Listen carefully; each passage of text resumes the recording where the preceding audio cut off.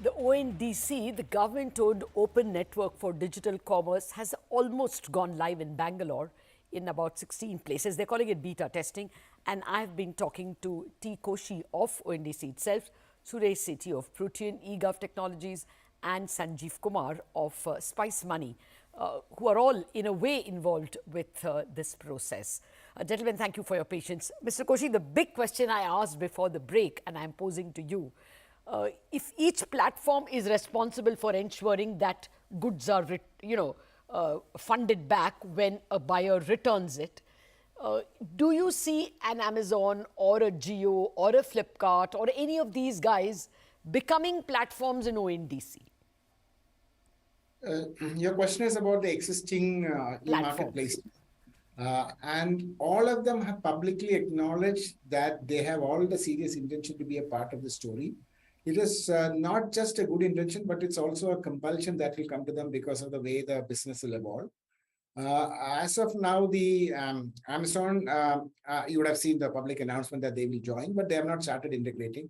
Same is with the Flipkart. In the case of Flipkart, their e-card, which is their logistics arm, has already completed integration.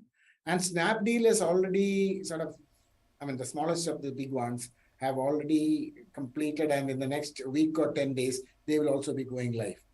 And same case with Reliance, their logistics platform are the first one who have come in, and they have also expressed their willingness and interest to be a part of this network in the near future. Okay. There are too many questions coming in, so let me get the most important one out.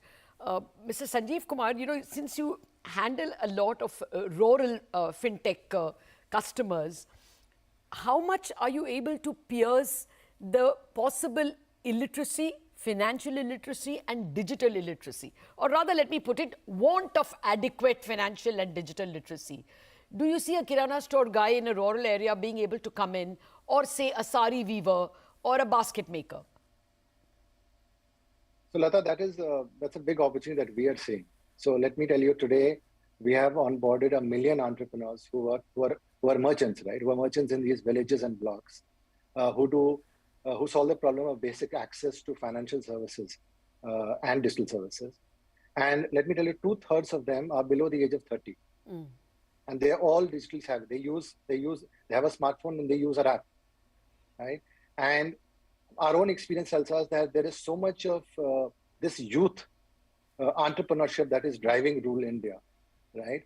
And these are the people who are going to adopt to this. They've already adopted to what we are doing, solving the problem of access to banking and financial services, and they're going to do the same for commerce. And that is what we are keen to, be part. How do we play a role here in how can we democratize commerce, primarily in rural India, on both the buyer side and the seller side. Have you handheld any of them into ONDC itself, or to any of the other platforms? So Lata, we've not, like we said, this has gone live only in Bangalore in 16 pin code locations today, right? But the opportunity that we are seeing is deep rural, and that is what we want to go. So once we enter those locations, we will do this. We will handhold these merchants onto both the buyer and the seller app.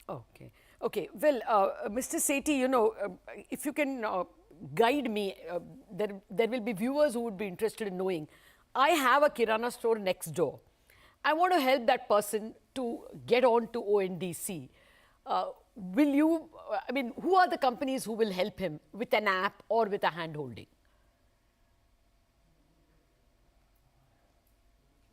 I think you're on mute. I'm sorry, it went on mute.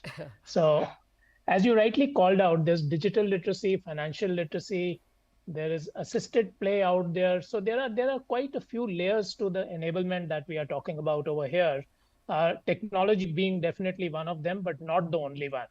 So when we look at it, you talk about your neighborhood Kirana store and they want to come on board.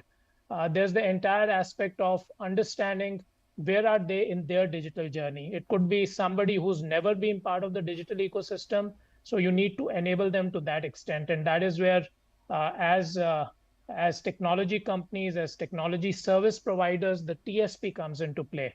Similarly, as you heard Sanjeev mention, there's an assisted play in enabling them in helping them to come on board, and in training them to use this system. How do you do your catalog management? How do you build your inventory? How do you enter information about your shop goods into the digital system to be able to be discovered at the other end? So there are multiple players, as we see, who are playing out there, who are creating this enablement journey for the neighborhood Kirana store. And this neighborhood Kirana store, naturally, you are looking at the last mile or the base of the pyramid. And as you go up, you are looking at more sophisticated players who are again looking at ONDC becoming a gateway for both discovery, where by only being into the ONDC network, you are able to see multiple buyer apps being able to discover you. So you are democratizing the access from a consumer perspective. And likewise, for a consumer, multiple players coming in will democratize the ability to discover different merchants across the ecosystem. I got that. I'm just wondering that as and when ONDC comes to my town, Mumbai, my city, what should I tell my Kirana fellow? Whom should he go to? Mr. Koshy. There are already about 12 seller aggregators. Many of them are focusing on Kirana stores. For example, I'll just give you one or two examples. It's not anyway endorsing any particular person. For example, there's a company called Go Frugal. Okay, they have been a POS supplier for the small Kirana stores, small and big Kirana stores, small and medium enterprises. And what they've done is they have now made it, NDC compliant. So they are one of the entities who have brought about 30-40% of the various merchants, Kirana stores already which are there. Similarly, when it comes to food products, there is a startup called Growth Falcon who is working with another POS supplier called Pet Puja. Together, they are building many of the stores. So there are already many seller aggregators whose lists are available in our system. Website. Got it. But I went through your website, Mr. Koshy. How will it look? Now, when I go to an Amazon or a JioMart, there is a box where I search for the products I want. So in your case, there are going to be many platforms. So how will the page look? This is something which everybody in my office wants to know. Will you give us many platforms? Will you give us many locations within each platform?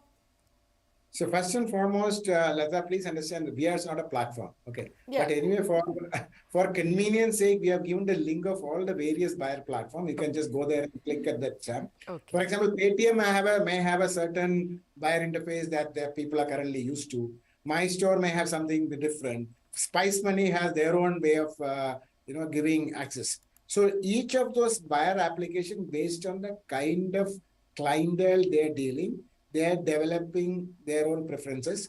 Lata, I will also send you the link of all 5-6 of them which are currently available, so you can play around and see how it works. Fair enough, fair enough. Mr.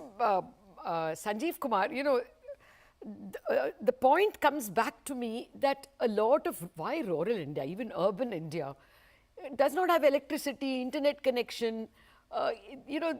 Wouldn't all this, the low-hanging fruit has been captured by the big tech. Do you see the extension being an issue because of these infrastructure issues?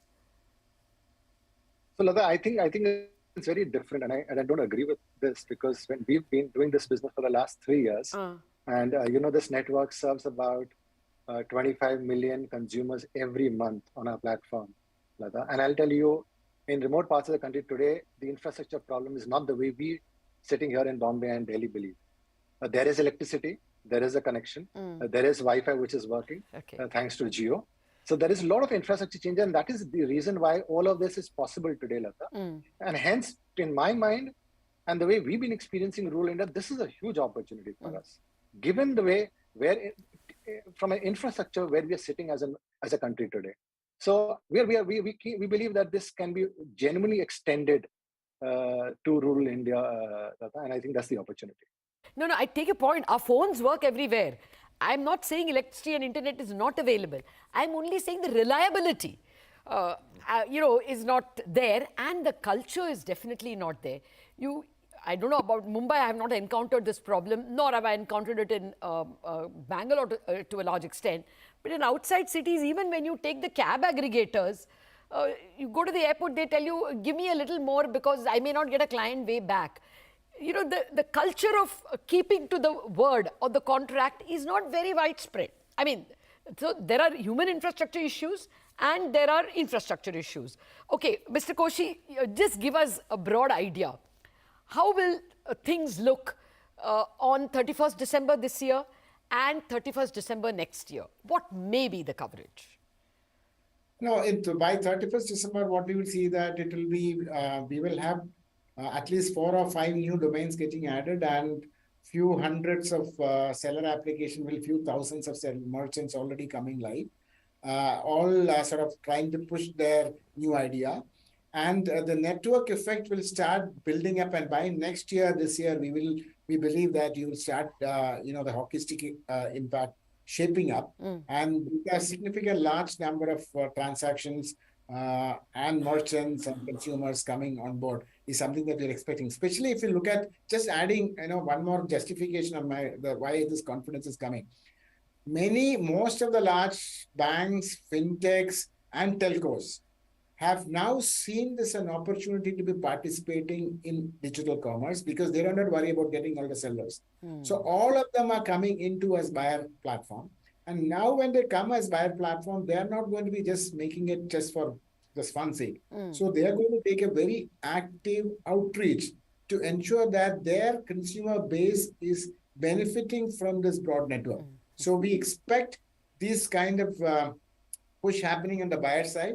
And on the seller side, we are also been working with NABARD, with SIDBI, and with MSME and various state governments to actually educate and enable the small and medium enterprises to take advantage of the digital, the marketplace.